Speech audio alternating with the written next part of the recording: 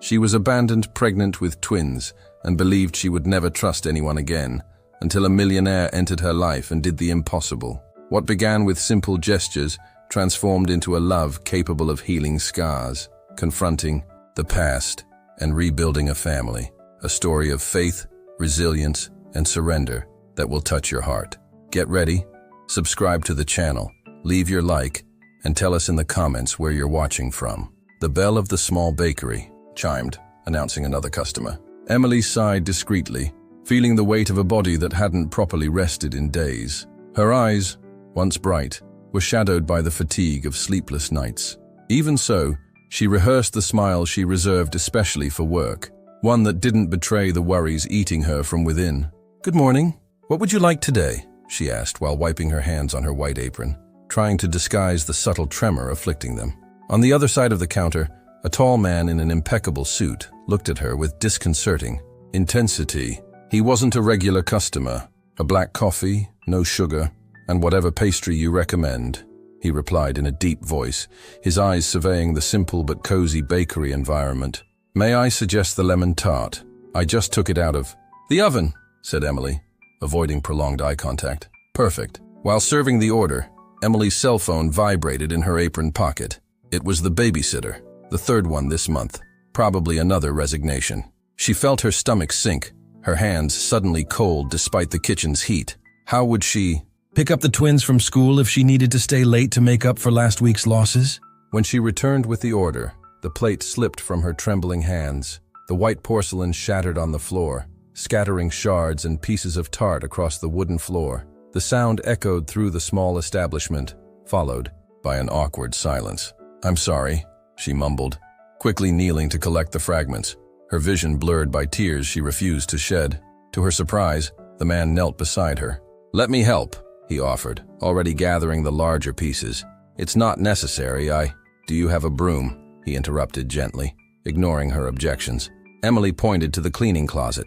Their hands briefly met as they tried to grab the same shard. The touch, though brief, sent a strange shiver down her spine. He had strong hands, but surprisingly gentle ones. "Thank you, but you didn't need to trouble yourself," she said, avoiding his eyes.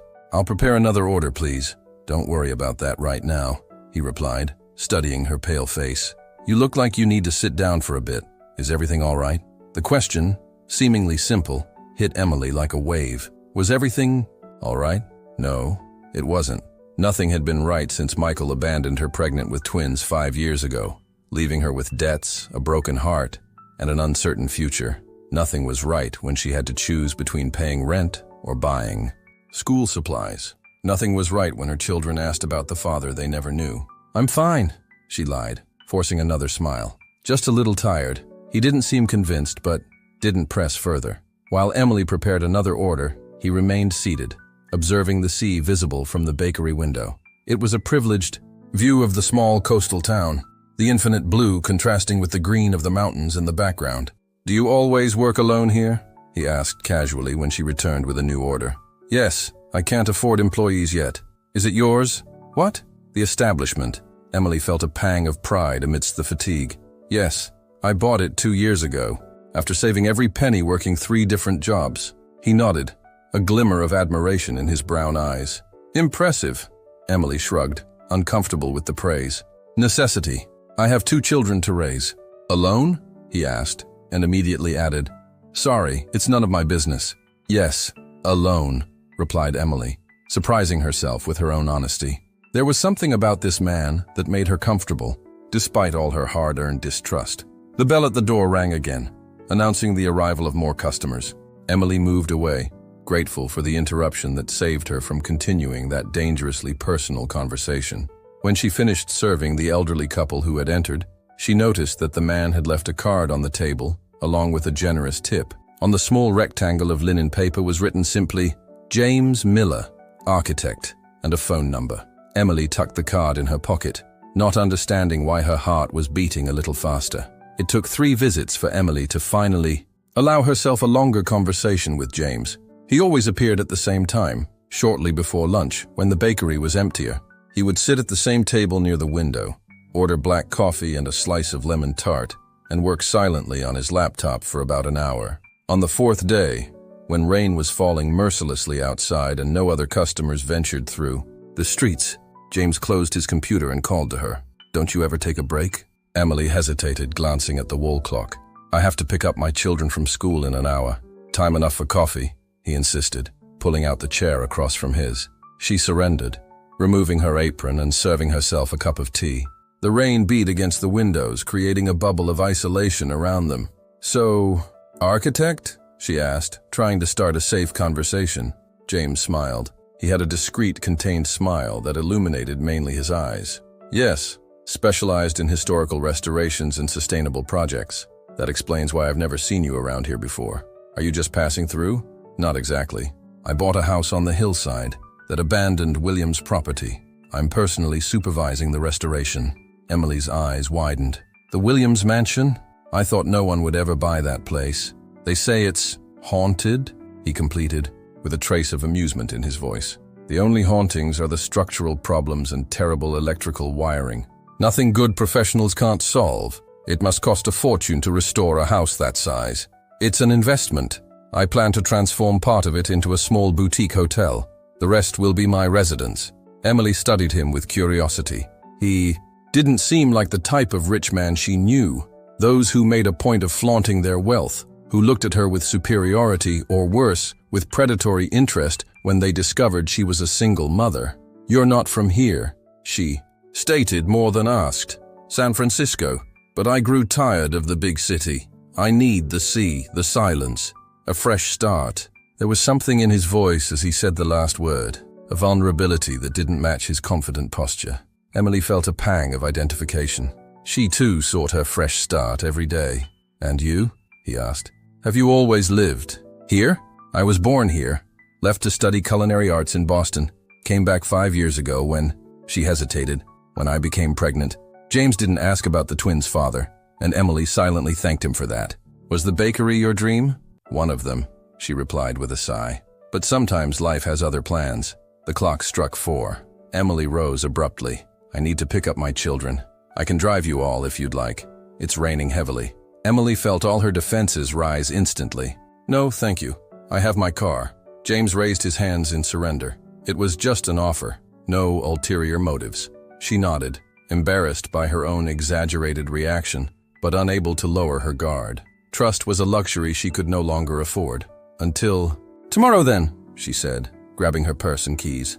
"Until tomorrow, Emily." The way he pronounced her name, with an almost reverent gentleness, echoed in her mind as she drove through the torrential rain to pick up Lucas and Lucy from school. The night brought an even stronger storm. The wind howled through the cracks in the windows of the small apartment Emily rented 3 blocks from the bakery. The twins, frightened by the thunder, ended up sleeping in her bed, one on each side, as they did when they were younger. Emily watched their sleeping faces, so similar yet so distinct. Lucas had a furrowed brow even in sleep, always worried, always trying to protect everyone, assuming at age 5 a responsibility that wasn't his. Lucy, on the other hand, slept with a slight smile on her lips, as if dreaming of something wonderful, preserving the innocence that Emily fought daily not to take from them. The rain lashed the windows when her cell phone vibrated. It was a message from an unknown number. "This is James. I just wanted to make sure you and your children made it home safely in this storm." Emily felt a wave of warmth rise in her chest. How long had it been since anyone at all, had worried about her well-being? "We're fine, thank you," she replied, after hesitating for a few minutes. 3 dots pulsed on the screen, indicating he was typing. "The storm is expected to continue until tomorrow. If you need anything, I'm staying at the Central Hotel while the house isn't ready." Emily looked at her sleeping children, and then at the window, where the rain showed no sign of letting up. She thought about the bakery, about the roof that always leaked when it rained heavily. She thought about her increasingly scarce savings, the overdue school tuition, the nearly empty refrigerator. "Good night, James," she simply typed. "Good night, Emily." That night, lulled by the sound of rain and the warmth of her children beside her, Emily dreamed of gentle hands collecting porcelain shards from the floor. The next morning brought confirmation of her fears. The bakery was partially flooded, with water infiltrating through the roof in several places. She couldn't open that day, maybe not even the next. Emily sat on the step at the entrance, the twins at her side trying not to cry in front of them. Each day closed meant less money coming in and the bills wouldn't wait. "Mom, everything will be okay," said Lucas, placing his little hand on her shoulder with a seriousness that broke her heart. That's when the black car parked in front of the bakery. James got out, wearing jeans and a simple t-shirt, so different from the elegant executive of previous days. "I thought you might need help," he said simply, observing the water running down the interior walls. Emily wanted to refuse. She wanted to say she could handle this alone, as she'd always done, but the twins were already running towards him, as if they'd known him for years. "Your shop is leaking," exclaimed Lucy, pointing to the puddles forming on the floor. James smiled at the little girl, crouching to be at her height. "Nothing we can't fix. Would you like to help me?" Lucy nodded enthusiastically. Lucas remained more reserved, positioning himself protectively next to his mother. "We don't need to trouble you," said Emily, but her voice betrayed the exhaustion and helplessness she felt. James looked at her seriously. "It's no trouble, Emily. It's what decent people do for each other." There was something in the simplicity of that statement that disarmed all her defenses. It wasn't charity, it wasn't interest, it was just humanity. "All right," she finally yielded. "Thank you." In a few hours, James had not only organized the cleaning of the bakery, but also called a builder friend to evaluate the roof and start repairs immediately. He worked side by side with the workers, not minding getting his hands dirty or clothes wet. Emily watched, divided between gratitude and suspicion. Nobody did something like this without expecting anything in return. That was the harshest lesson life had taught her. When most of the work was underway, James suggested taking the twins out for lunch. They were restless, confined to the small back room while the adults worked. "I know a great place near the wharf," he said, cleaning his hands on a cloth. "They'll love seeing the boats." Emily hesitated, but the hopeful smile of her children convinced her. She needed to give them a few moments of joy amid the chaos.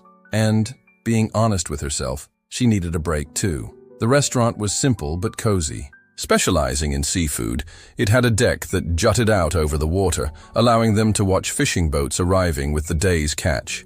The twins were fascinated. "Can I order anything?" asked Lucy, her eyes shining at the colorful menu.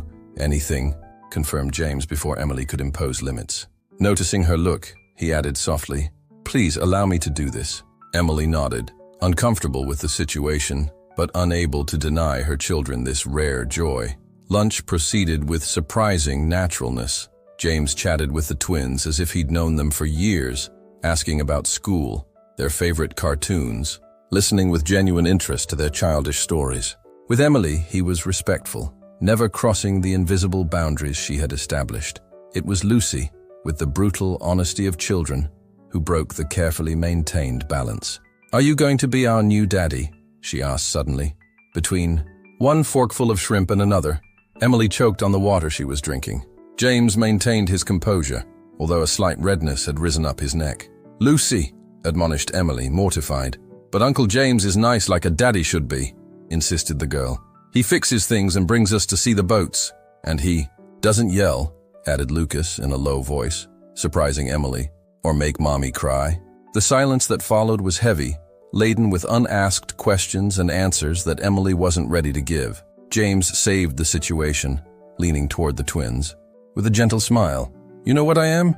I'm a friend. Friends help each other and do fun things together. That's good, isn't it?" The children nodded, satisfied with the simple explanation. Emily felt a wave of gratitude for the way he handled the embarrassing situation. He made no promises, didn't feed fantasies, just offered something concrete and honest: friendship. When they returned to the bakery, the repairs were almost completed. James's builder friend assured that the roof would hold until they could do a more complete renovation. The shop could reopen the next day. "I don't know how to thank you," said Emily when they were finally alone, the twins occupied with drawing. At a nearby table, "You don't need to thank me," he replied, serious. "I know what it's like to face storms alone, Emily. Sometimes a borrowed umbrella makes all the difference." There was a story behind those words, a pain she recognized because she carried it too. Before she could ask, James looked at his watch. "I need to go. I have a video conference in half an hour." He hesitated, as if wanting to say something more, but limited himself to smiling. "Tomorrow?" "Tomorrow," confirmed Emily, feeling that something important had changed between them that day. When James said goodbye to the twins with a high five they had devised, Emily realized it wasn't just between her and James that something had changed. He, in a way she didn't fully understand, was already beginning to fill a void in her children's lives, and that both terrified and comforted her at the same time. The following weeks brought a new routine for Emily and the twins. James appeared almost daily at the bakery, usually at the same time, working on his laptop while savoring the lemon tart that Emily now prepared especially for him. Sometimes he brought small gifts for the children: a coloring book, a handcrafted wooden car, a rare small shell found on the beach. They were simple gifts, never ostentatious, always carefully chosen. Emily noticed, with a mixture of gratitude and apprehension, that he respected her boundaries. He never tried to impress her with his wealth or buy the twins' affection with expensive presents. One Saturday, when the bakery closed early, James appeared with an unexpected proposal. "Do you know the abandoned lighthouse on the North Point?" The twins shook their heads, their eyes shining with curiosity. "It's a magical place, especially at sunset. I was thinking of having a picnic there. Would you like to come?" "Yes," exclaimed the twins in unison, turning to their mother with pleading looks. Emily hesitated. Going on an outing together would cross another line in the carefully maintained friendship they had established. On the other hand, it had been so long since she'd provided her children with a carefree afternoon of fun. "I think so," she finally replied, rewarded by the children's shouts of joy. The lighthouse was about half an hour away by car, at the end of a small cape that jutted into the ocean. Abandoned for decades, it had been partially restored as a tourist spot. Although it rarely received visitors outside the high season, James drove a black SUV, discreetly luxurious. On the way, to Emily's surprise, he revealed himself to be knowledgeable about children's songs, singing cheerfully with the twins. There was a naturalness in his interaction with the children that didn't seem forced or studied. "Do you have nieces or nephews?" asked Emily as the twins, distracted by the scenery, excitedly pointed to rock formations along the shore. A shadow crossed James's face, so quickly that Emily almost thought she'd imagined it. "No, I had a younger brother, but he passed away a few years ago." The simplicity of the statement carried a weight of pain that Emily immediately recognized. It was the same tone she used when someone asked about the twins' father, apparently neutral, but hiding an ocean of suffering. Sorry," she said sincerely. James nodded, eyes fixed on the road. "That's why I left San Francisco. Too many memories." Emily wanted to ask more, but something in the way he gripped the steering wheel dissuaded her. Everyone had a right to their secrets, their private sorrows. She, more than anyone, knew this. The lighthouse was even more impressive than James had described. It rose imposingly over a rocky outcrop, its light stone walls contrasting with the deep blue of the ocean. An ancient, partially restored staircase led to the base of the structure. "Is it safe for the children?" asked Emily, concerned about the irregular steps. "Completely. I personally supervised the restoration 2 years ago when I was still working for my old company." He spread a large blanket over the grass that grew around the lighthouse, while Emily arranged the sandwiches and fruit they had brought. The twins ran around excitedly, exploring every corner, asking 1,000 questions that James answered with infinite patience. "Can we go to the top?" asked Lucas, pointing to the tower that rose above them. "Not today," replied James, pointing to a sign that read, "Under maintenance. But I promise to bring you when it reopens. The view up there is incredible." The casual promise made Emily imperceptibly stiffen. Promises were dangerous. They created expectations, and broken expectations were the source of the worst pain. The picnic proceeded in a relaxed atmosphere. Emily found herself smiling more than she had in years. There was something about James's presence that made her feel safe, even though her rational mind insisted on keeping her defenses up. When the sun began to set, painting the sky with orange and pink hues, James took a small, portable telescope from the car. "Who wants to see Venus? She appears first, before all the other stars." The twins crowded around him, marveling at the possibility of seeing a planet. As James adjusted the telescope, patiently explaining how it worked, Emily watched the scene with a lump in her throat. Michael had never shown the slightest interest in the twins, even during the pregnancy. In the few ultrasounds he accompanied, he was checking his phone, visibly bored. When Emily tried to share her excitement at feeling the babies kicking, he responded with disinterested monosyllables. And then one day, he simply wasn't there anymore. A cold note on the kitchen table explained that he wasn't ready to be a father, that he needed to find his own path, as if fatherhood were an option one could simply discard. Seeing James now, pointing out constellations to her children with genuine enthusiasm, Emily felt a confused mixture of emotions. Gratitude for this man providing the twins moments their own father had denied them, anger at Michael for abandoning these wonderful children, and fear, a deep, visceral fear, of allowing someone else into their lives only to leave again. "Mom, come see," called Lucy, pulling her from her thoughts. "You can see the craters on the moon." Emily approached, accepting James's silent invitation to look through the telescope. The moon, partially illuminated, revealed fascinating details she had never noticed with the naked eye. "It's incredible," she murmured, genuinely impressed. "The universe is full of wonders we don't see in our daily lives," replied James, so close that she could feel his warmth. "Sometimes we just need the right tools to see them." Emily raised her eyes from the telescope and met his. For a moment it seemed he wasn't just talking about astronomy. There was an intensity in his gaze that made her look away, disconcerted. The return journey was quiet, with the twins asleep in the back seat, exhausted from the adventure. When they arrived at Emily's small apartment, James helped carry the children inside, carefully placing them in their beds.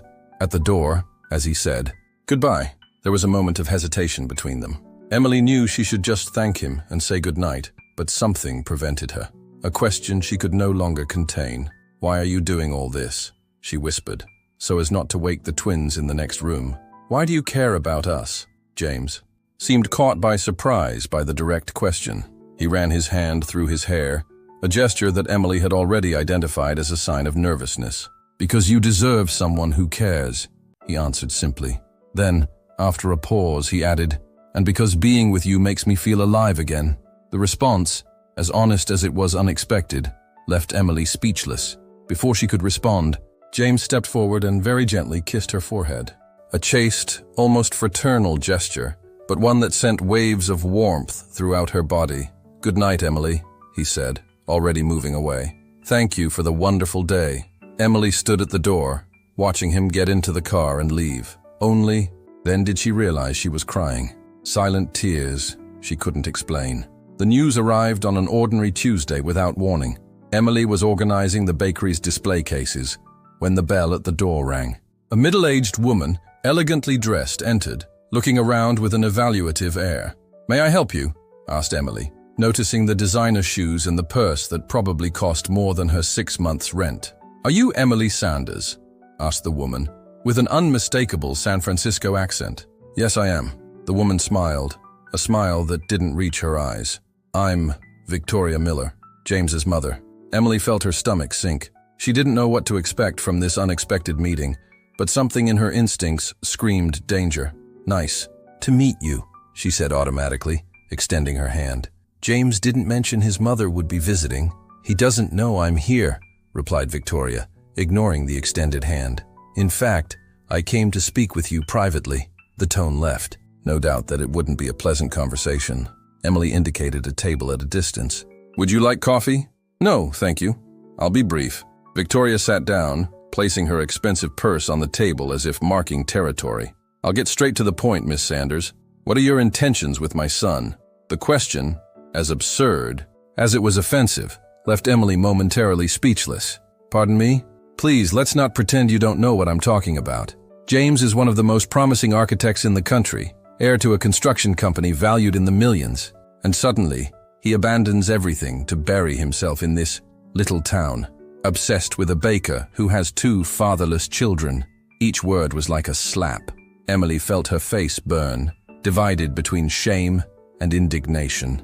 "Mrs. Miller," she began, striving to maintain her composure, "I don't know what kind of person you think I am, but I don't have intentions with your son. We're just friends." Victoria let out a dry laugh. "Friends? James has never had female friends, and he certainly never spent fortunes renovating a friend's business. What are you talking about? You really don't know?" Victoria seemed genuinely surprised. "Who do you think paid for your bakery repairs? That new roof? The kitchen equipment that mysteriously appeared?" Emily felt her blood freeze.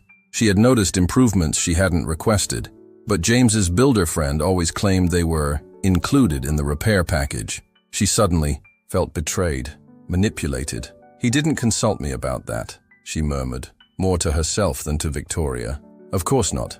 My son has always been like that. impulsive, driven by emotions. Since Catherine and Sophie died, even more so.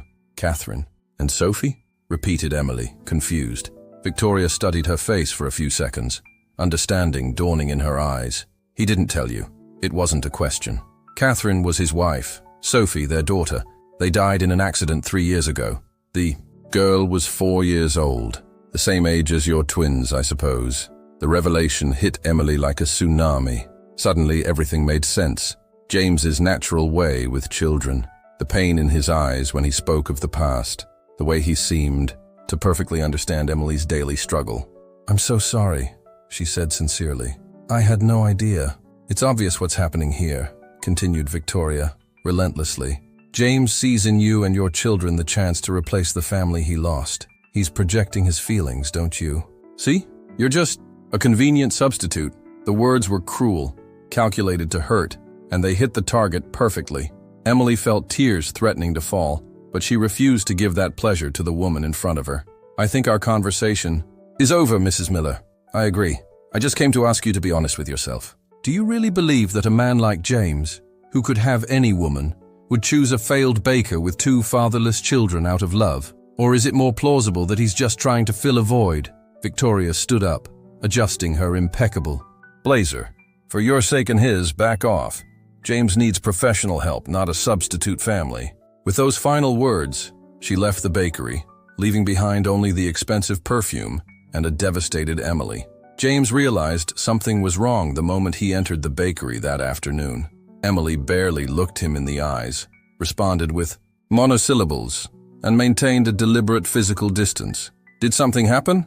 he finally asked, when she brought his usual coffee. "Your mother visited me today," replied Emily, placing the cup on the table with more force than necessary. James visibly paled. "My mother? What did she say?" "Many interesting things. About Catherine and Sophie, for example. The names of the deceased wife and daughter seemed to have the effect of a physical punch." James closed his eyes for a moment, breathing deeply. "I was going to tell you." "When?" Emily's voice trembled slightly.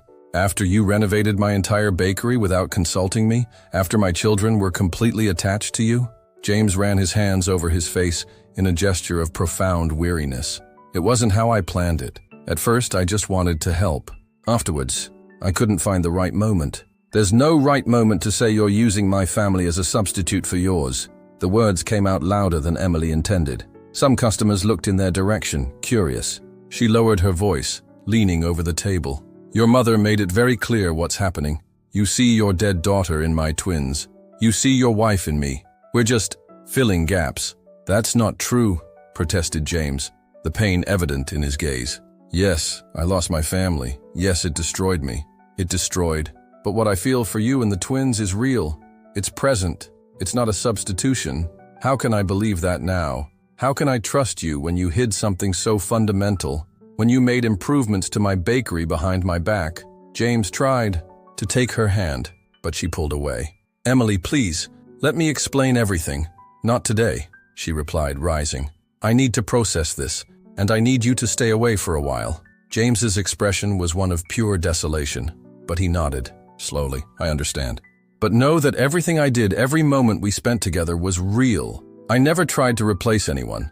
I just found reasons to live again." Emily turned away, unable to continue looking at him without falling apart. "Please go." James left some bills on the table, much more than necessary to pay for the coffee, and left without saying anything more.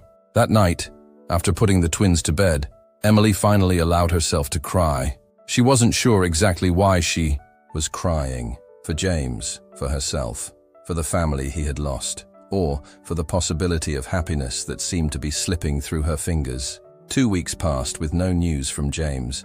The bakery kept running, the twins went to school, and life followed its course. But Emily felt an emptiness she couldn't name. The twins asked about him constantly, especially Lucy, who had become attached in a way Emily hadn't foreseen. "Why doesn't Uncle James come to visit us anymore?" she asked almost daily. "He's busy with work, darling," Emily would reply, hating herself for the lie, but unable to explain the complex truth to a 5-year-old. On a particularly difficult afternoon, when one of the suppliers cancelled delivery at the last minute, leaving Emily without essential ingredients for the next day's orders, she finally broke down.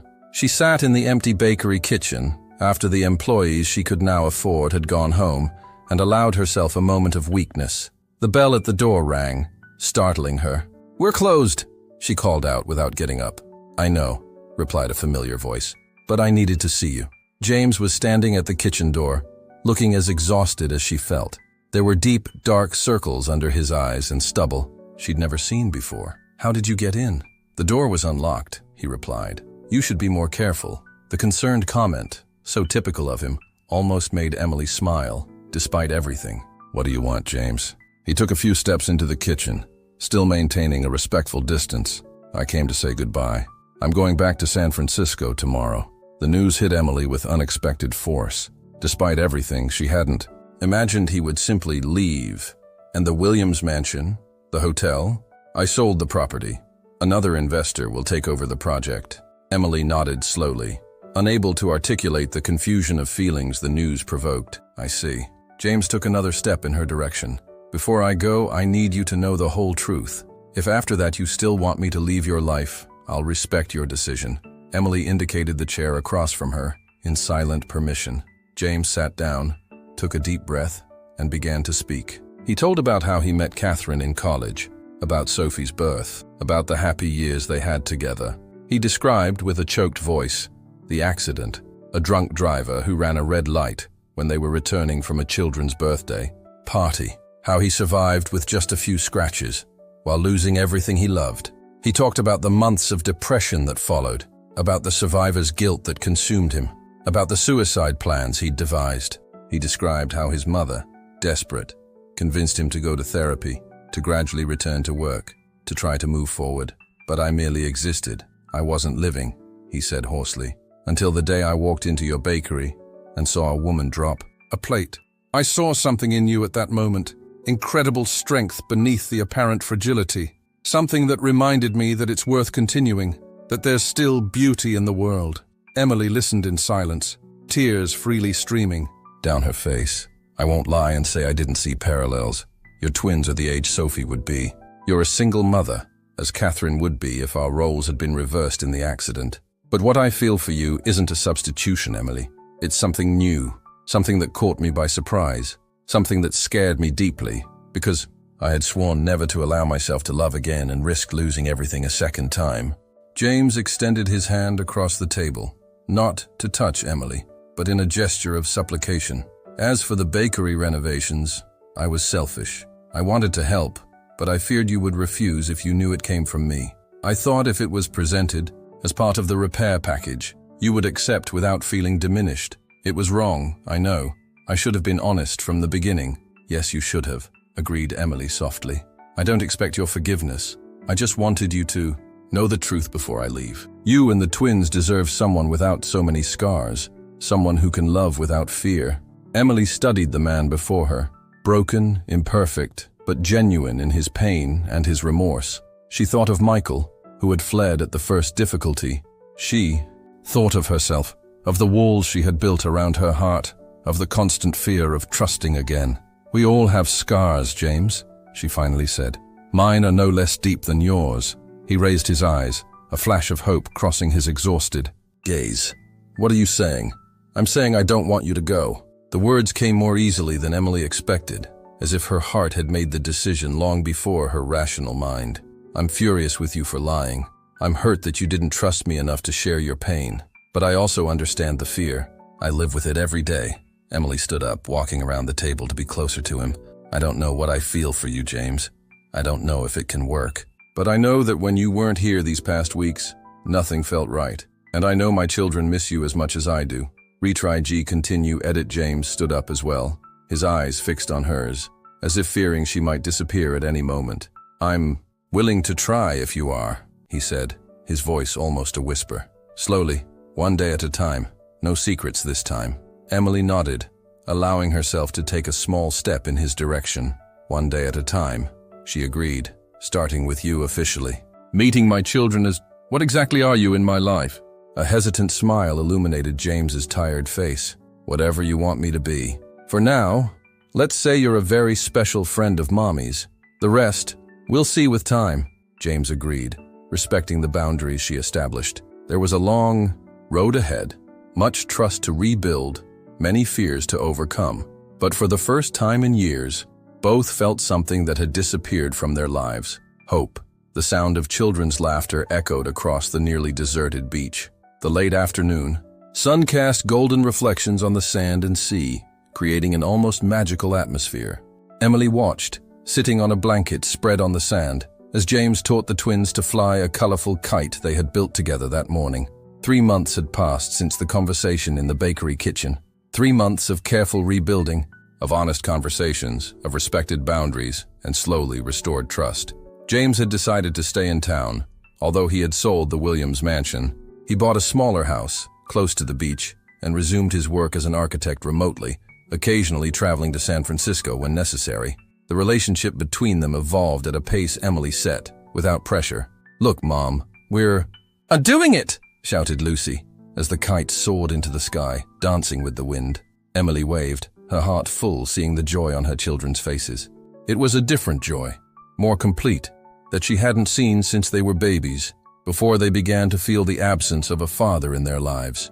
James left the kite controls with Lucas, who now trusted him enough to accept his guidance without resistance, and came to sit beside Emily. "They're naturals at this," he commented, watching the children with evident affection. "Lucas has an impressive concentration for his age. He's always been that way." "Born serious," replied Emily, allowing her fingers to find his on the sand, an intimacy she now permitted herself more frequently. "Emily," James began after a few moments of comfortable silence, "I need to tell you something." She turned to him, a shadow of apprehension crossing her face. "Something wrong?" "No, it's nothing like that," he hastened to reassure her. "It's just that I received a phone call this morning. It was Michael." Emily felt her body instantly stiffen. Michael, the name that hadn't been mentioned in her home for years. The man who had left without looking back, leaving her to face pregnancy, childbirth, sleepless nights, and the financial and emotional concerns of raising 2 children alone. "How did he get your number?" she finally asked, her voice tense. "Apparently, he was at the bakery when you weren't there. He spoke with your assistant, Amanda. Said he was the twins' father and wanted to get in touch. She, not knowing the history, gave him my number, since you always instruct the staff to contact me in case of emergencies." Emily closed her eyes for a moment, trying to process the information. Michael, back, after 5 years. What did he want? James hesitated. "He wants to see the twins. Said he's sorry, that he's changed, that he wants to be part of their lives." The bitter laugh that escaped Emily's lips surprised them both. "Of course he does. Now that they're raised, that we've gone through the difficult part, he shows up wanting to reap the fruits of work he didn't do." James gently squeezed her hand. "We don't need to decide anything now. I just thought you should know." Emily nodded, grateful for the understanding. "What do you think?" she asked, genuinely valuing his opinion. James reflected for a moment, looking at the twins who were now running along the beach, chasing the kite that had fallen. "I think that as a father, even if only in heart and not in blood, I would never forgive myself for abandoning my children. But I also think that, as a father, I would want a second chance if I made such a terrible mistake." It was a balanced response that considered all angles, typical of James. "He wants to talk to you," he continued. "I gave him your number. I hope you don't mind." Emily sighed deeply. "No, you did the right thing.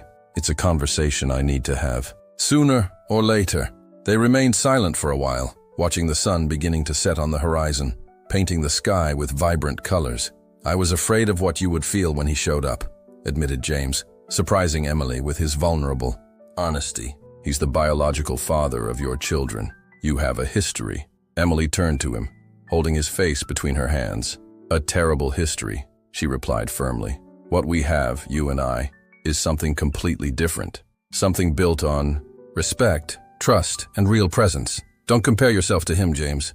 Ever." He nodded, visibly relieved. Emily allowed herself to rest her head on his shoulder, a gesture of intimacy she was still learning to accept without fear. "I don't know what to tell the twins," she confessed. "How to explain that the father they never knew suddenly wants to be part of their lives." "With honesty, to the extent they can understand," James replied. "And I'll be by your side if you want, when that moment comes." The twins came running back, interrupting the conversation. They were breathless, their faces flushed from the wind, and running. "Can we eat now?" asked Lucy, always the first to feel hungry. I'm dying. What an exaggeration, Lucy, Emily laughed, grateful for the distraction. But yes, let's eat. As they unwrapped the sandwiches and fruit they had brought, Emily observed the three interacting, James helping Lucas open his juice, Lucy animatedly recounting how the kite flew higher than all the clouds. They looked like a family. They felt like a family. And now Michael was returning to complicate everything. The meeting happened 2 days later, at a neutral cafe in the center of town. Emily arrived purposely 10 minutes late, a small revenge for his 5 years of absence. Michael was already there, seated at a table in the back. Emily recognized him immediately, despite the changes, the shorter hair, the more filled-out body, some expression lines that weren't there before. Her heart gave a strange leap, not of longing or love, but of anger contained for so long. He stood up when he saw her, a hesitant smile on his lips. "Emily," he said, as if testing the name after so long. "You look beautiful." She didn't return the greeting, sitting without extending her hand or offering her face for the kiss he seemed to expect. "What do you want, Michael?" Straight to the point. No room for nostalgia or emotional manipulation. He seemed momentarily disconcerted by the coldness, but soon composed himself, sitting down again. "I want to meet my children," he replied, looking her in the eyes. "I know I don't deserve to, that I was a coward, but I'm different now." "Different how?" asked Emily, arching an eyebrow.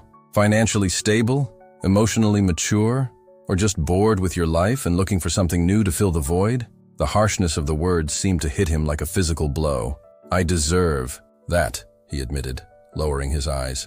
"I deserve your anger, your contempt. I did something unforgivable. I'm not interested in your self-flagellation, Michael. I want to know why, after 5 years without a single call, without a penny of child support, without even a birthday card, you think you have the right to appear in my children's lives." "Our children," he corrected softly. "No," retorted Emily, leaning over the table. "My children. You gave up the right to call them yours when you chose not to participate in their lives. Biologically, yes, you're the father, but fatherhood is much more than DNA." Michael nodded, accepting the reprimand. "You're right. In all these years, I haven't been a father. I didn't even try to be, and I have no excuses beyond my own cowardice and immaturity." He paused, taking a sip of the coffee that was cooling. In front of him, "But I'm here now, asking for a chance. Not to come back to you," he added quickly, seeing Emily's expression. "I know that ship sailed long ago. I'm asking for the chance to know Lucy and Lucas, to try to be the father they deserve." Emily studied the man in front of her. He seemed sincere, but Michael had always been good at seeming sincere. It had taken years for her to understand that his words rarely corresponded to his actions. "How did you know about them? Their names?" Michael seemed embarrassed. "I've kept in touch with your cousin Denise. She gives me occasional updates. Photos, sometimes." The revelation was like a stab wound. Denise, her own family, feeding information to the man who had abandoned her at the most vulnerable moment of her life. "I see," she said coldly. "And what changed now? Why the sudden interest in being a father?" Michael breathed deeply, as if gathering courage. "I almost died last year. A car accident. I was in a coma for 2 weeks." Emily felt an unexpected tightness in her chest. Despite everything, she didn't wish Michael ill. "When I woke up, I realized I had wasted years of my life running from responsibilities, from real connections. I realized I could have died without ever knowing my own children." He pulled out his wallet, removing a crumpled photo. "Denise gave me this 3 years ago. It's the only image I have of them." Emily looked at the photograph. The twins must have been about 2 years old, smiling with faces dirty from ice cream. She remembered that day, a rare moment of joy amid the difficulties, knowing that Michael had that memory, even at a distance, provoked conflicting feelings. "They're beautiful, aren't they?" he asked, with genuine pride. "They are," agreed Emily, returning the photo. "And they are wonderful children, intelligent, sensitive, children who have been asking about their father for years, who have already cried for not having a father on Father's Day at school, who have already felt different, abandoned." Michael lowered his head, visibly shaken. "I know I caused irreparable damage. I know nothing I do now will erase these years. But I'm willing to try, Emily. I'm willing to be the father they need from now on." Emily leaned back in her chair, crossing her arms. "And how do you plan to do that? Are you moving here? Or do you expect sporadic visits when it's convenient?" "For you? I've already moved," he replied, surprising her. I rented an apartment 10 blocks from here. I transferred my work to home office. I'm committed, Emily. The determination in his voice was something new. The old Michael never committed to anything that required continuous effort. Who is he? Michael suddenly asked, changing the direction of the conversation. Who? The man who answered my call. James, right? Denise mentioned you're seeing someone. Emily felt a wave of irritation. Yes, I'm seeing someone, but that's none of your business. If he's around my children, it is my business, insisted Michael, a flash of the old selfishness appearing in his eyes. No, it's not, Emily replied firmly. You gave up any right to an opinion about my personal life the moment you walked out the door 5 years ago. Michael seemed about to argue, but then sighed, running his hand through his hair in a gesture of frustration that Emily remembered well. You're right. I'm sorry. It's just that it's hard to imagine someone else occupying a place in their lives, a place that should have been mine. You should have thought of that before, replied Emily, but without the previous harshness. There was something almost pathetic in the way Michael now recognized what he had lost. They sat in silence for a few moments, the weight of 5 years of absence and hurt hovering between them. What do you want, Emily? Michael finally asked. Tell me what I need to do to have the chance to meet them, Emily reflected at length. Part of her wanted to deny Michael any access to the twins, to punish him eternally for the abandonment. But another part, the part that saw the longing in her children's eyes whenever they spotted other children with their fathers, knew she had no right to deny them this connection, however late it might be. Let's do this, she finally said. First, you and I will have some sessions with a family therapist. I need to be sure you're really committed, that you won't disappear again once the novelty wears off. Michael nodded promptly. Then, if the therapist agrees you're ready, I'll introduce you to the twins as their biological father. I don't promise to call you Dad in front of them. You'll have to earn that title. Fair, he agreed. The meetings will be supervised by me initially. As you prove you're reliable, we can discuss more independent visits. Michael listened attentively, accepting each condition without protest. And I want it to be clear, this isn't about you and me. There's no possible reconciliation between us. I have a life, someone I love, and that's not up for discussion. I understand perfectly, he assured. I just want the chance to be a father to my children. Emily studied him for a long moment, looking for signs of the old Michael, the selfish and immature man who had abandoned her. He was still there, in certain gestures, in certain looks, but there was also something new, a serenity, a humility that didn't exist before. One last thing, she added. If at any point I feel your presence is harming my children in any way, it's over. No discussion, no second chance. Agreed, Michael replied without hesitation. They come first. Emily nodded, feeling a strange weight in her chest. Not exactly relief, not exactly sadness, but something between the two. I'll talk to the therapist who's been seeing the twins. I'll contact you when we have a session scheduled. She stood up, indicating that the conversation was over. Michael did the same, extending his hand hesitantly. Thank you, Emily. I know I don't deserve this chance. She looked at the extended hand for a moment, before shaking it briefly. I'm not doing this for you, Michael. I'm doing it for my children. The news of Michael's reappearance fell like a bomb on the small bubble of happiness that Emily, James, and the twins had built in. Recent months. That night, after the children were asleep, Emily and James sat on the balcony of her apartment, sharing a bottle of cheap wine and the weight of uncertainties. How was it? Asked James, pouring a second glass for Emily. Strange, she replied, shrugging. He seems different, more mature. Said he almost died in an accident last year, that it made him reevaluate everything. James nodded, processing the information in silence. He's already rented an apartment here. He's determined to be part of the twins' lives. And how do you feel about that? The question was genuine, without judgment. Emily sighed, looking at the starry sky above them. Confused. Part of me wants to keep him away, protect the children from another disappointment. But another part knows they deserve the chance to know their own father. James covered her hand with his, in a comforting gesture. You're doing the right thing, giving them that opportunity.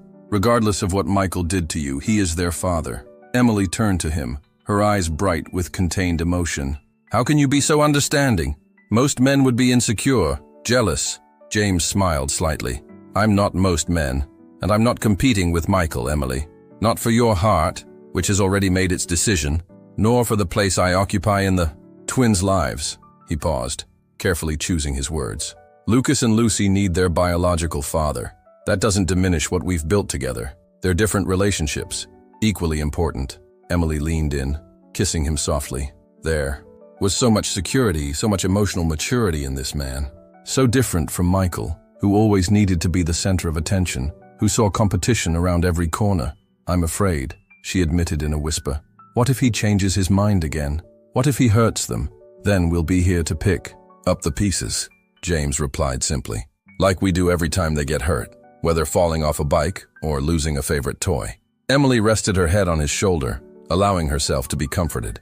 The last reservation she held regarding James seemed to dissipate with each demonstration of his quiet strength, his deep understanding of what really mattered. I love you, she said for the first time, the words escaping before she could contain them.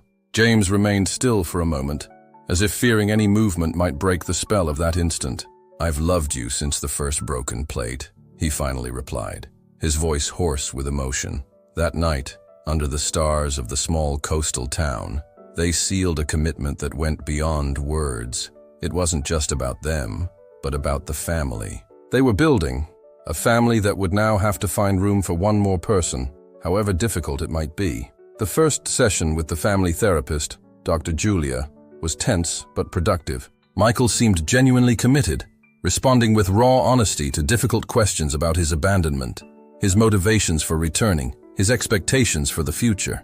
I don't expect forgiveness, he said at one point, looking directly at Emily. I know what I did is unforgivable. I just want the chance to be better from now on.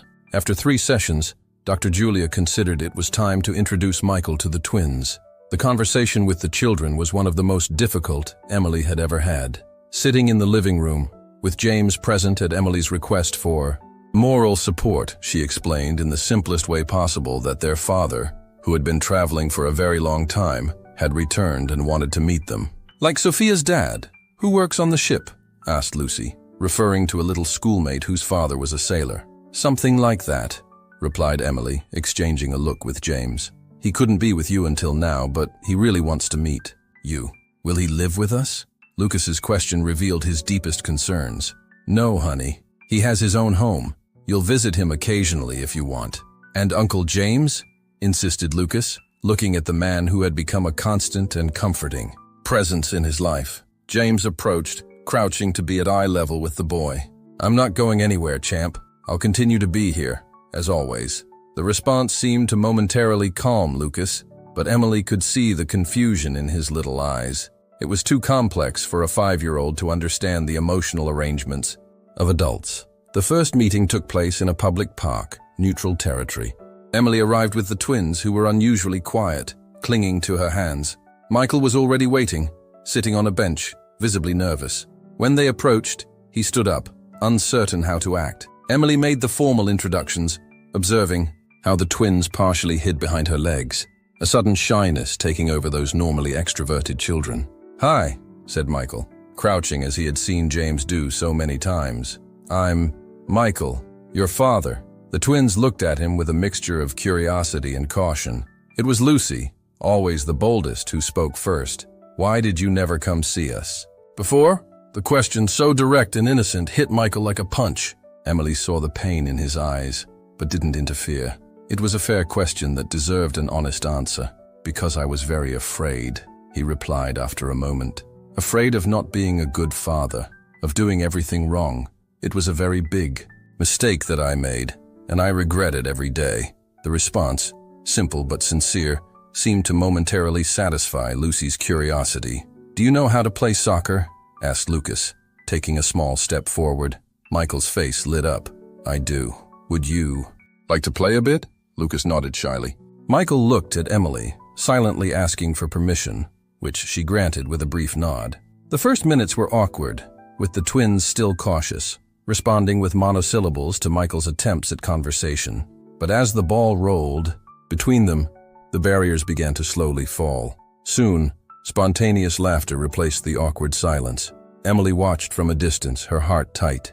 It was strange to see her children interacting with the man who shared their blood, but who until then had been just a ghost in their lives. Even stranger was noticing the gestures, the expressions, the small mannerisms that the twins had inherited from Michael.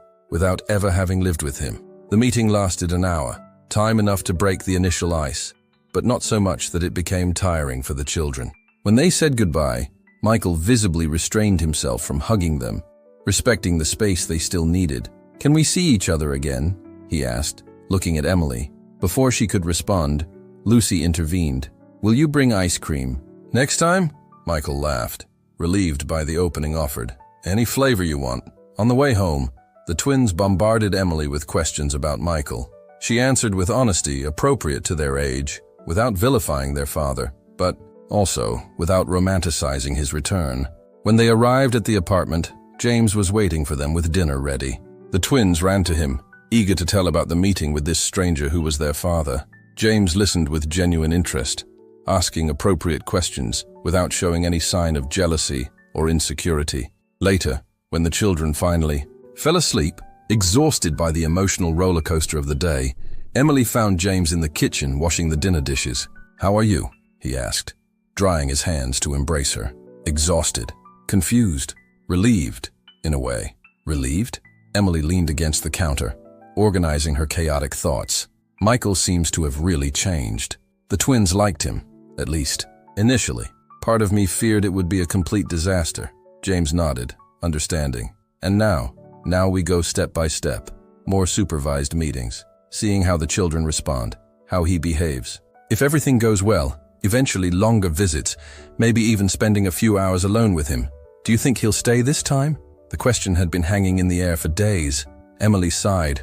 Honestly, I don't know. He seems sincere, but Michael was always good at seeming sincere for short periods of time.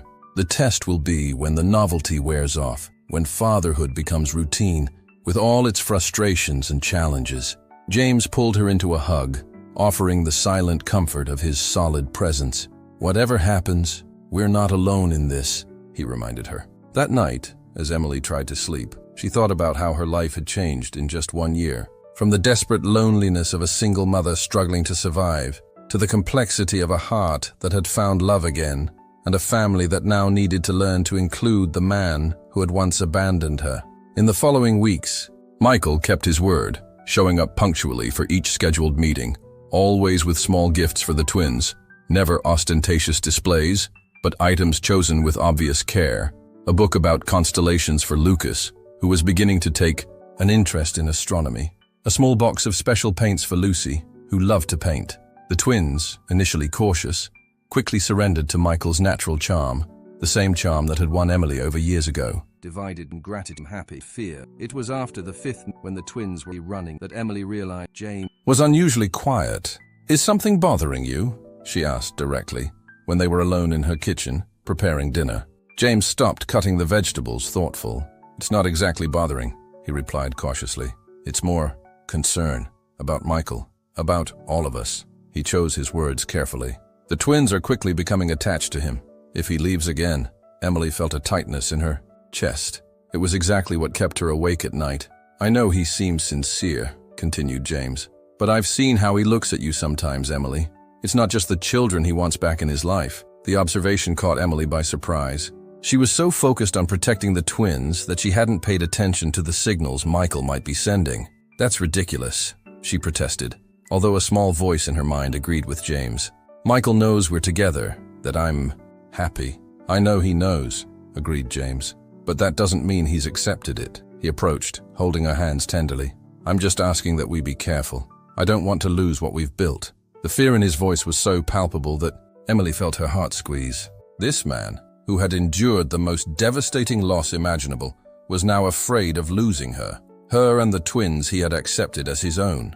"You won't lose me," she promised, holding his face between her hands. "Or the twins. What we have is real, James. Michael is the past." The words seemed right when she said them, but that night, lying beside a sleeping James, Emily couldn't stop thinking about his warning. Was Michael really trying to win her back along with the children? And more disturbingly, was there any part of her, however small, that would still respond to this? The answer came sooner than expected. After 2 months of successful supervised visits, Emily finally allowed Michael to take the twins to spend an afternoon at his apartment. He had meticulously prepared, decorating a room especially for them, with 2 small, colorful beds, shelves full of books and toys. When she went to pick them up, as agreed, she found the three making cookies in the small kitchen of Michael's apartment. The scene was so domestic, so normal, that for a moment, Emily felt a strange pang of nostalgia for what could have been if Michael had made different choices 5 years ago. "Mom, we made chocolate cookies," exclaimed Lucy, her little face sprinkled with flour. "I can see that," Emily laughed. "Looks like you had fun." "It was amazing," confirmed Lucas, usually more restrained in his displays of enthusiasm. "Dad has a telescope just like Uncle James's, but bigger." The mention of James seemed to hit Michael like an unwelcome reminder. His smile faltered for a fraction of a second before he composed himself. "Come on, wash your hands while I pack some cookies for you to take," he said, indicating the bathroom. When the children left, Michael turned to Emily with a serious expression. "Can we talk for a minute?" She nodded, instantly on guard. There was something in his posture, in the intensity of his gaze, that made her uncomfortable. "The twins are incredible, Emily. You did a wonderful job raising them alone." "Thank you," she replied, cautious. "They talk a lot about James," he continued, a shadow of resentment in his voice. "He seems to have been very present in their lives." "He has been," confirmed Emily, holding his gaze. "James is very important to us." Michael took a step in her direction, dangerously reducing the space between them. "And me? Where do I fit in that equation?" "You're their father, Michael. No one can change that." "Just the father?" he asked, his voice suddenly lower, more intimate. "Is there no room for more?" Before Emily could respond, Michael leaned in and kissed her. It was a quick, almost chaste kiss, but loaded with intention. She immediately pulled back, pushing him by the shoulders. "What do you think you're doing?" she hissed, anxiously looking toward the hallway, fearing the twins might return at any moment. Michael seemed genuinely confused by her reaction. "I thought, the way you look at me sometimes, I thought perhaps you were feeling the same." "The same what, Michael?" "Nostalgia for something that never really worked. I love James. We're building a life together." "He's not the father of your children," insisted Michael, a hint of desperation in his voice. "I am. We could be a real family, Emily. The four of us." Emily felt a mixture of anger and pity. Michael still hadn't changed as much as he thought. He still believed he could simply decide what he wanted and get it, without considering the feelings and choices of others. "No, Michael, that's never going to happen. I'm glad you want to be a father to the twins, but that's all you can be in my life." The pain on his face was genuine, but there was also something else. A flash of the old Michael, the man who didn't accept being contradicted. "Is it because of his money?" "Because I have money now too. I can give you and the children everything you need." The accusation was like a slap. Emily grabbed her purse, heading for the hallway. "Lucas, Lucy, time to go home." Michael held her arm. "Emily, please. I'm sorry, that was stupid." She pulled away, looking at him with a coldness she didn't really feel. "Yes, it was. And if you ever try anything like that again, the visits are over. Understood?" He nodded, defeated. The twins returned, still excited about the fun afternoon, oblivious to the tension between the adults. Emily forced a smile, helping them put on their jackets, collecting the bag of cookies Michael had set. Aside, "Can we come back tomorrow?" asked Lucy hopefully. "Not tomorrow, darling, but soon, if your father agrees to some important rules." Michael nodded silently, understanding the message between the lines. On the way home, Emily struggled to organize her chaotic thoughts. Michael's attitude had confirmed James's fears. Worse still, it had awakened doubts about her own ability to read the situation. Had she given mixed signals without realizing it? Was there any part of her that still responded to the familiarity of Michael, to their shared past, to the fact that he was the father of her children? When they arrived at the apartment, James was waiting for them with dinner ready. Upon seeing his face, Emily immediately knew she wouldn't be able to hide what had happened. He knew her too well. After the twins went to bed, exhausted from the exciting afternoon, she told him everything. James's expression darkened, but he showed no surprise. "I knew it," he said simply. "I could see it in his eyes every time you met." "Why?" "Didn't you say anything?" "Because I needed you to see for yourself, and because I trust you, Emily." The simplicity of the response brought tears to her eyes. Trust, something so fundamental, yet so scarce in her life until she met James. "What do we do now?" she asked. James reflected for a moment. "We can't prevent Michael from seeing the twins. They've already become attached to him, and he is their father, regardless of how he feels about you. So we just ignore what happened?" "No, replied James firmly. We establish clear boundaries? Maybe I should be present at the next few visits for a while until he understands that you're not available. The suggestion was sensible, but Emily hesitated. I'm afraid of how he'll react. Michael has always been volatile when contradicted. What if he decides to fight for custody? James held her hands firmly. He has no basis for that. You're an exemplary mother. The twins are healthy and happy. And even if he tries, we'll be prepared. There was a determination in his voice that calmed Emily's fears. This man, who had entered her life so unexpectedly, was now her safe harbor, and she would do anything to protect what they had built together. The confrontation Emily feared happened 2 weeks later, during a supervised visit at the park. James had insisted on accompanying her, to make the message clear to Michael. The twins played on the slide, happy in their childish innocence, while the 3 adults maintained a tense conversation on the nearby bench. "So I need a babysitter now?" asked Michael sarcastically, looking at James. "Don't be childish," replied Emily. "James is here because he's part of our family, and because after what happened, I don't feel comfortable being alone with you." Michael had the decency to appear embarrassed. "I've already apologized for that. It was a stupid impulse." "It was more than that," intervened James calmly. "It was a lack of respect for Emily and me, and it confuses the children." Michael turned to him, his face hardening. "Don't tell me how to act with my children. You're not their father." "Not biologically," agreed James, without losing his composure. "But I've been present in their lives longer than you have, Michael. I know their fears, their dreams, their habits. That counts for something. It counts for everything," added Emily, placing her hand on James's arm. "Fatherhood isn't just DNA." Michael looked at the gesture, his jaw tense. "What exactly do you want from me? To pretend I'm happy seeing another man raise my children? To accept crumbs of time with them while you two play happy family?" There was so much bitterness in his voice that Emily almost felt pity. Almost. "We want you to respect our boundaries," she replied firmly. "To understand that I have a life with James now, and that's not going to change. If you can accept that, you can continue to be part of the twins' lives. If not, the implicit threat hung in the air." Michael looked at his children, playing happily, oblivious to the adult drama unfolding. "You really think you can prevent me from seeing my own children?" The tone was dangerously low. "Legally," replied James. "Yes, we can. You abandoned them, Michael. No child support, no contact for 5 years. Any judge would consider that child abandonment."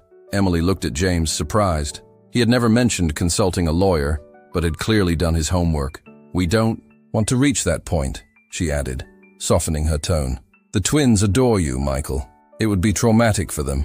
Retry G continue edit. "The twins adore you, Michael. It would be traumatic for them to lose their father, now that they've finally met you. But you need to decide what's more important, your ego or their well-being." Michael remained silent for a long moment, watching the children. When he finally spoke, his voice was heavy with defeat. "All I ever wanted was a family. You have one," replied Emily gently. "Not in the way you imagined, but you have 2 wonderful children who are eager to know you, to love you. Isn't that enough?" The question hung between them, heavy with meaning. Michael looked at James, studying the man who had taken his place in Emily's life, and in a way, in his children's lives. There was resentment in his gaze, but also something new, a glimmer of reluctant respect. "They talk a lot about you," he finally admitted. "About the kites you build together, the stars you observe. You've been good to them." It was as close to acknowledgement as he could manage, and James accepted it with a nod. "They're extraordinary children," he replied simply. "Easy to love." The moment of understanding between the 2 men was brief, but significant. A silent armistice, for the sake of the 2 small lives now running toward them, tired of playing and eager for attention. "Dad, are you coming to my birthday next week?" asked Lucy, throwing herself into Michael's arms. The innocent question created a moment of tension. The twins' birthday would be celebrated at James's house, which Emily and the children now also called home. Michael looked at Emily, a silent question in his eyes.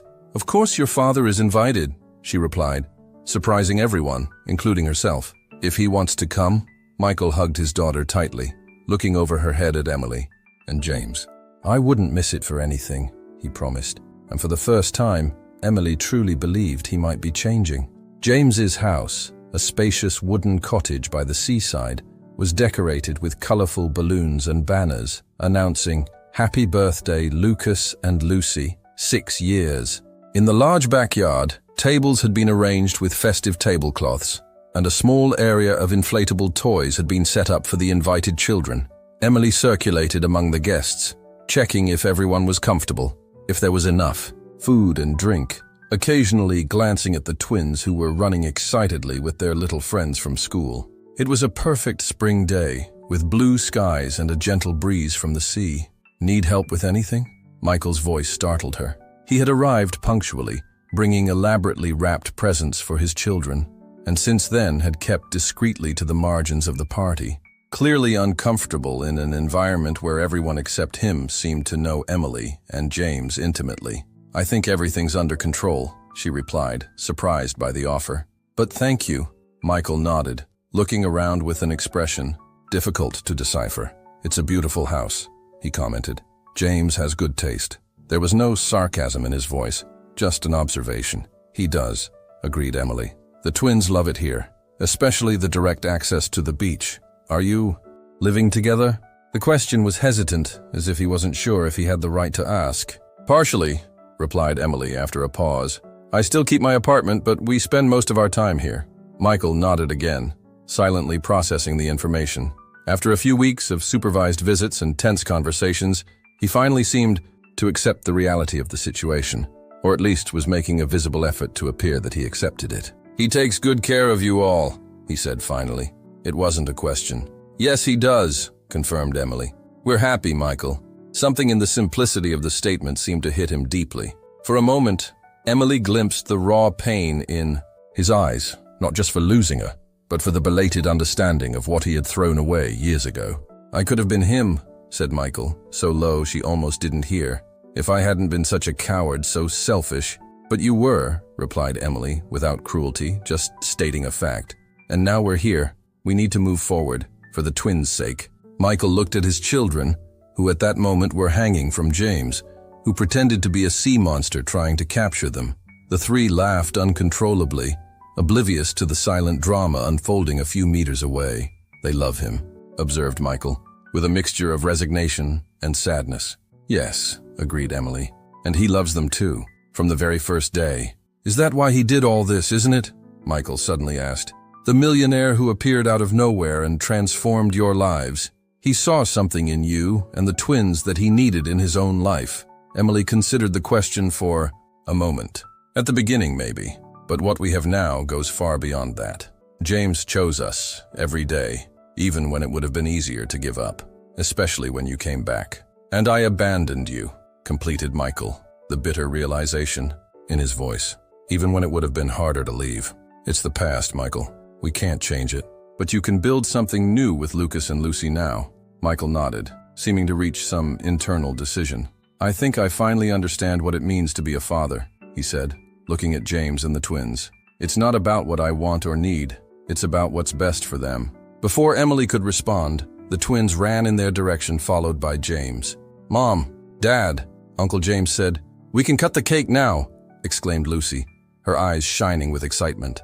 Emily noticed how the girl had naturally addressed both men, with the titles they had spontaneously assumed in her life. Michael as Dad, James as Uncle, although she knew that in her little heart, James was much more than that. The four adults exchanged glances, a silent communication passing between them. Then, to Emily's surprise, Michael stepped forward and extended his hand to James. "Thank you," he said simply, "for taking care of them when I couldn't, for doing what I should have done." James accepted the handshake, his expression serious. "You don't need to thank me. They're the best thing that ever happened to me, along with Emily." "I know exactly what you mean," replied Michael with a sad smile. At that moment, watching the two men who had marked her life in such different ways, Emily felt a peace she didn't expect to find. The path to this point had been tortuous, painful, full of losses and discoveries. But now, looking at her smiling children, at the man she had chosen to love, and even at the man she had learned to forgive, she felt they were all finally where they should be. 2 years later, the sunset painted the sky with orange and pink hues, creating a perfect backdrop for the small ceremony taking place on the beach. Emily, dressed in a simple white cotton dress, held James's hands as the celebrant pronounced the words that would formalize their union. In the first row of chairs arranged on the sand, Lucas and Lucy, now 8 years old, watched with eyes bright, with emotion. Beside them, Michael smiled discreetly, his arm around the shoulders of Sarah, the therapist who had helped him in the process of reconnecting with his children and who, ironically, had ended up becoming his companion. The last 2 years had brought changes that none of them could have foreseen. Michael had finally found his place as a father, present in the twins' lives without trying to replace the special bond they had formed with James. Weekend visits became routine, nightly calls to wish goodnight, a comforting constant. James had officially adopted the twins the previous year, with Michael's consent and support, a gesture that surprised everyone, but perfectly symbolized the unconventional family they had become. Lucas and Lucy now had 2 fathers who loved them deeply, each in his own way. Emily's bakery prospered, having expanded to a larger space in the center of town. James continued his work as an architect, but now focused on community projects in the region: schools, libraries, affordable housing. Michael, motivated by the experience of almost losing everything, had rekindled his old passion for photography and now ran a small art gallery in town. Do you, Emily Sanders, take James Miller as your lawful wedded husband, to love and respect, in joy and in sorrow, in sickness and in health, all the days of your life? Emily looked at the man in front of her, the stranger who had walked into her bakery on an ordinary day and transformed her life in ways she could never have imagined. The man who had done the impossible, restore her faith in love, in the future, in second chances. I do, she replied in a firm voice without hesitation. When James kissed her, sealing the promise of a life together, the applause and whistles from the guests mingled with the sound of waves breaking on the shore. Emily felt the twins' arms encircling her legs, joining the embrace. Over James's shoulder, her gaze met Michael's, who discreetly raised his glass in a silent toast. There was no more hurt between them, just a mature acceptance of the path each had chosen and the consequences of those choices. Later, when the party was in full swing and James was dancing with Lucy on his feet, Emily found a moment of quiet at the water's edge. Barefoot, letting the waves gently wet her feet, she reflected on the extraordinary journey that had brought her here, from the despair of a young woman abandoned pregnant with twins, to the complete happiness of a loved woman, fulfilled, surrounded by a family that defied conventional definitions. A family built not just by blood ties, but by daily choices, by forgiveness, by second chances. What are you thinking about? Asked James, silently approaching to embrace her from behind. Emily smiled, leaning back against his strong chest. About how unpredictable life is. About how what seems to be our greatest tragedy might just be the beginning of something wonderful. James gently kissed her temple. When I walked into that bakery 3 years ago, I was just looking for a quiet place to work, maybe a good coffee. I never imagined I'd find my reason for living again. And I never imagined that a stranger who helped pick up broken porcelain shards from the floor would become the man who would help rebuild my life, piece by piece. Emily turned in his arms, looking at the party happening a few meters away.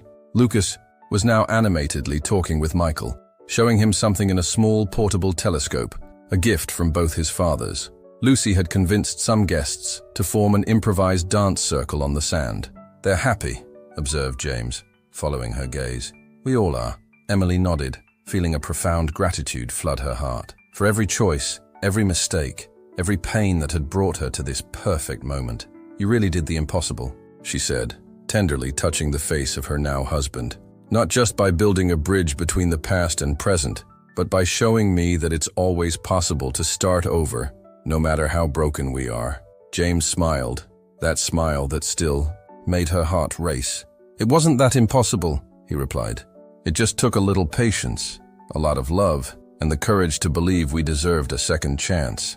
Hand in hand, they walked back to the party, to the family they had built together, one step at a time.